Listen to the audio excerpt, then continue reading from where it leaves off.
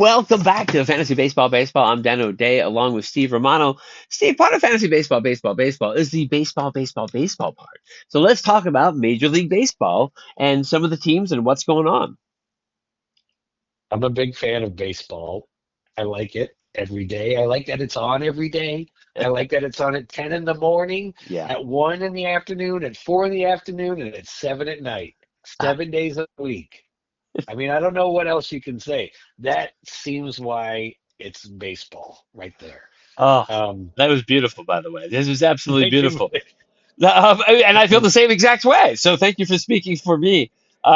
In baseball, let's go over some of the records going on real quick and how teams are doing All in right, the American let's League. go. Yeah, go ahead. No, no, let's start with the National League West Of course, because because that's that's where where all the we should powerhouse start. right out of the gate. That's where Right we out of the should gate. start. Absolutely, the best teams in the majors are in that division. The Right? And cent, I mean, yeah, go. absolutely. The three best teams are the three best top five team in the majors. So it's pretty impressive. The San Diego Padres with the best record in Major League Baseball with a 727 percentage. Who would have thought that after 20 some games? I wouldn't have. Nope. It's- they'd been trimming payroll, and the owner passed away. He was all in. They literally trimmed like $100 million off their payroll. Not that it's not still high. It's definitely high, but they trimmed a ton of cash off, and they're still delivering the goods right there. Right You there, know, 7-3 in their last 10. The run differential is plus 35. The Dodgers are next at 16-7. They're half game back. And then the Giants, another surprise team, 14-8, only 2 games back. The Dodgers run differential is plus 10, and the Giants, like San Diego, with a plus 30 run differential. it's interesting because. I mean, the Dodgers, they're expected to be there. The Giants are shocking, I think. But wow, quite the differential there in runs for sure.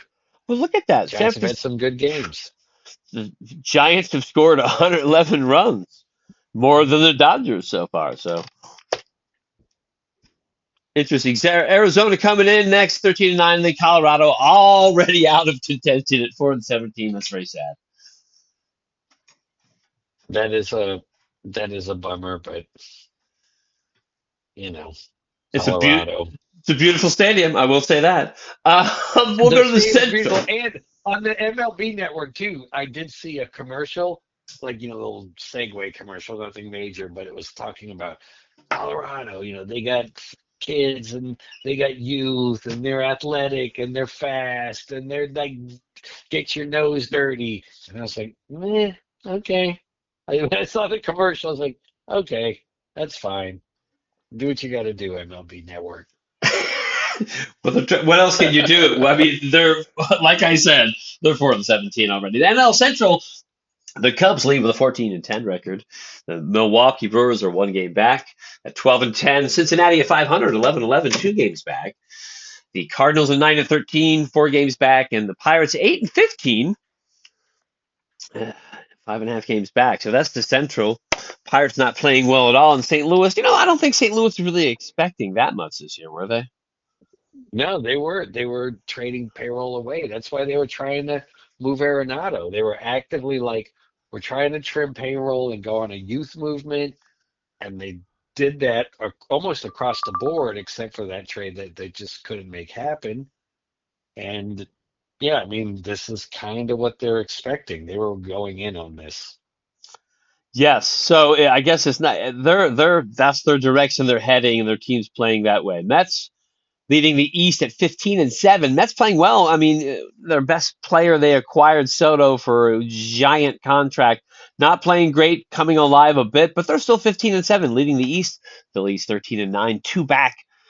The Marlins, Miami 9-12, 5.5 back, under 500. Washington 9-13, 6 games back, and then Atlanta 8-13, 6.5 games back, and they were 1-8.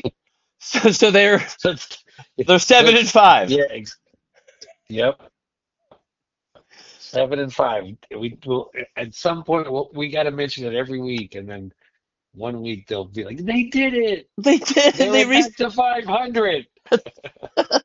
At the last game of the year. No, I hope not. For Braves fans. Um, but yes, it's been a tough start to them. Osuna went down for a few days, but he's back. So we'll see what the Braves do throughout the year. They do have a good team. In the American League, the Yankees are the best team in the American League, leading the East with a 636 winning percentage, 14-8. I'm kind of shocked because they've had their fair share of injuries. They were dealt some blows to their rotation before opening day, and I mean they're come on 14-8. Yeah, that's impressive. I think Yeah, because I they're do think they're yeah. top heavy. You know, they've got some great players. Don't get me wrong, but there's the depth is stretched already. It's already stretched. I agree. The run differential is plus 30. Toronto's next at 12 and 10, and then your Boston Red Sox at 13 and 11. Both those teams are negative run differential. Toronto -3, Boston -5. And how are your Red Sox playing? About 500. Is that how they look? Yeah, they lead the league in errors too. So there's that. That's not good. Wow. I did not know that. That is big. They lead the league in errors. That's always big, and I always feel for the pitchers in some situation like that. Baltimore 9 and 12, Tampa Bay 9 and 13, rounding out the East. In the AL Central, Detroit up 13 and 9, Cleveland 12 and 9, a half game back. Kansas City then 9 and 14 in third place. So right now the Central's divided by 4 games between Detroit and Cleveland and Kansas City in Yeah, third. Quite a not a great split. division. Yeah, already splitting up. Two totally different teams. Detroit plus 24 in run differential, but Cleveland -4. And two totally different teams, a half game apart in the Central. As I said, KC's in third. Minnesota 7 and 15, 6 games back. And the White Sox 5 and 17, 8 games back, and already out of it. I think the White Sox started hot too. Honestly, I think they were like 4-1 in their first five. It Wow. was they were started good. So Right. it's not It's it's even more of worse. what's It's even expected. worse than it looks. Yeah. They expected to be awful and they are, you know. They are awful, and But it's tough to be a fan through that. I mean, I gotta say, it is hard to be. It really tests the true baseball fans. You got to be a true baseball fan to get through a season like that. Cincinnati, I'm sorry, Kansas City at 9 and 14 is pretty disappointing. Yep, so far. They, yeah, they've got some stuff to build around there, and They're they did some solid veteran signings to keep together their rotation. well, they're not scoring I think runs, they should Steve. be a little better. They're not scoring Yeah. runs. Only 67 runs scored. They're just not scoring. Ew. Yeah, that's not good. Um, Although we say that, but leading the West, Texas also 67 runs scored. Uh, they lead at a 13 and 9 record. Seattle in the West 12 and 10. 1 game back for second place. The Angels we saw were starting hot. They're playing pretty good. 4 and 6 on their last 10. They're in third place, 11 and 10. Game and a half back. And the Astros 10 and 11, 2.5 back. And the A's 10 and 12, 3 games back. So this is a competitive division. All the teams are in double-digit victories. Do you think sometimes the run differential is just, I mean, this is incredibly simplifying it beyond belief, but is it just about like depth of starting rotations? Like, I mean, like, oh, you're always going to get a plus point 0.8 from your starter, your number one. You're going to get a plus point 0.3 from your number two. Is it really just about the back end where like, oh, this guy's going to be a -1 and this guy's going to be a -5, you know? That's a good question. How do you accumulate it? Well, I do not know the answer to that question, but what I do know, when you're Baltimore and you give up 22 runs and, Yeah. and score 4, I think that's what was the score. That definitely changes your run differential, and Oh, skews it, yes. in a way that's like not really true to what you are. But yeah, it's always interesting though to see. Some teams, like I said, Texas is leading the West with how many runs they've scored. I was saying, and 67, and Kansas City, a disappointing third place, also scored 67, and we were like, yeah, that's not so good because their teams ahead of them are 86 and 100. But if leading the West, they've only given up 81 runs. Their pitching staff, Texas, pretty good. Mm, That is yeah. pretty.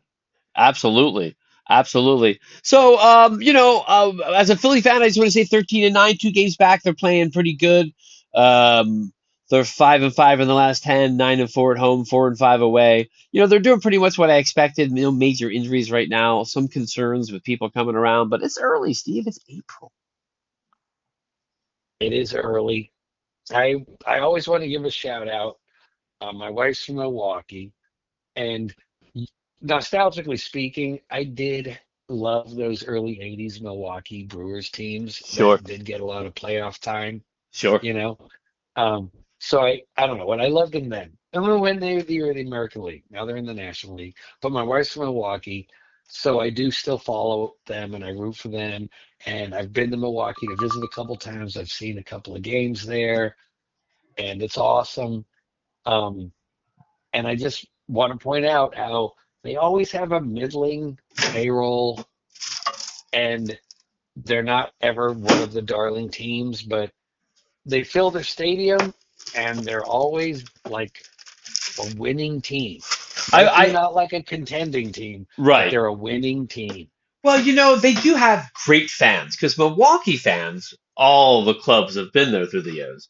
That runs deep. Um, absolutely. And I think they're called Harvey's Wallbangers, weren't they, when we were kids? Yeah. Yeah, yeah, Yep. absolutely. But they're 1 game back. They're playing great. Listen, at this point in the league, it's so early. You want to be in striking distance. You don't want to fall too far back, 4 or 5 games back maximum, right? You don't want to start getting 6, 7 games back early, or do something like the Braves are, because it's just such a hole to get out of. And what percentage were we like? What percentage of the season have we gone through now? You know what I'm saying? The more we go, the less games there is to Yep. catch up. But yeah, baseball, baseball, baseball. Yeah, Steve, let's go over quick any leaders before we get off about talking about baseball that you find interesting. There are a couple people with home runs that are like Cal Raleigh with 9. I mean, that's really nice. We know he has power, but that's nice. He's leading the league with Soderstrom. Rally has been amazing. Absolutely. He he really is. Like one of our friends was asking, was this guy the best catcher in the league? And I'm like, I guess he's the best catcher in the league. Yeah, yeah, I think so. And they DH him too when he's don't they sometimes to keep his bat in the lineup. Yeah. Oh, yeah. He's getting like 140 games for sure. That's a Ab- no-brainer. Yeah, yeah. RBIs Judge with 25, Alonso with 24, Flores and Tucker with 23. Obviously, Flores from San Francisco, that's a little high, not unexpected, but he is like 0 for his last 8. So maybe he's cooling down. I don't know. And solo base is always interesting to see. O'Neill Cruz with 10, only person to double digits. But Crow Armstrong from the Cubs was expected to be fast and get stolen bases, and he is tied for second with 8, with Mangum, Scott, and Terang. They all have 8 stolen bases already. Stolen bases are going at a decent clip for sure. Well, There should be multiple guys with 50 this year. the second year with the big bags, they're getting used to the big bags, Steve. It's the second year with the big bags. I think we're going to see even more stolen bases this year, without a doubt. And just to let you know, Freed has 4 wins already for the Yankees. That's pretty interesting. Yeah, and he took that no-hitter deep before he kind of got screwed out of it. That's a solid signing. Absolutely. It's great. But just to let you know, one of those guys, Anthony Banda for the Dodgers, he's out of the bullpen, has 3 wins already. I know he does. I Clace, mean, Clace has 3 wins already. Bueller with 3, Gray with 3, Kelly with 3, King, Maul, Banda Mize, has Fat. I 10. mean, the whole bunch of people. Yeah, Banda has 10 appearances. I mean, that'd be more, that's the more specific thing. And Classe has 11 appearances. Right. So they're way out there in appearances. So random opportunities are going to happen. I did not know Justin Steele, who's lost for the season, was pitching so well overall. I mean, his ERA was high, his WHIP was 1.15, strikeout per inning pretty much, but he had 3 wins already. But he's lost for the season for the Cubbies. That's a big loss to the Cubs. But it's always interesting to see the relievers that get a whole. I mean, there's always some reliever, one or two, that they end up with like over 10 wins in the season, and that guy seems to be like consistent through the whole season, getting those wins. Yeah. Absolutely, Steve. So that's Major League Yeah. Baseball. Coming in, yeah, those guys coming in the eighth or ninth inning where they're just like coming in ties. That's really what it is. It's those elite closers who can come in during ties and Right. get the win, right? Or I mean, setup but guys, really. I mean, a lot of times they even save the closers, depending if you're home or away. sure, Yeah, yeah. yeah, Yep, that absolutely. same thing could happen to the eighth inning guy for sure. Absolutely. I mean, to me, usually the guy, reliever with the most wins is I mean, I could be wrong. We could probably look it up. We don't have time, but it's some random setup guy who's just gotten like, 10, 11 wins for some reason that season, and which is always great to have someone like that, especially if you're talking fantasy baseball. Yes, totally unpredictable, but fucking awesome when you get it to happen. Absolutely. It's Monday, April 21st. Dan O'Day, Steve Romano. Before we get off real quick, we had a 4-2 win by the Red Sox over the White Sox today. Guardians 6-2 in the seventh. Tigers 6-2 in the fourth inning. Marlins 3-0 in the sixth. They're beating the Reds. The Mets 2-0 in the third. And the Cardinals beating the Braves 2-2. Mets beating the Phillies. So a few games getting going. Always fun to see who's doing what and where. One team that is surprised to me is the Orioles not playing well at all, and of course the Braves. The Braves is the most stunning for sure.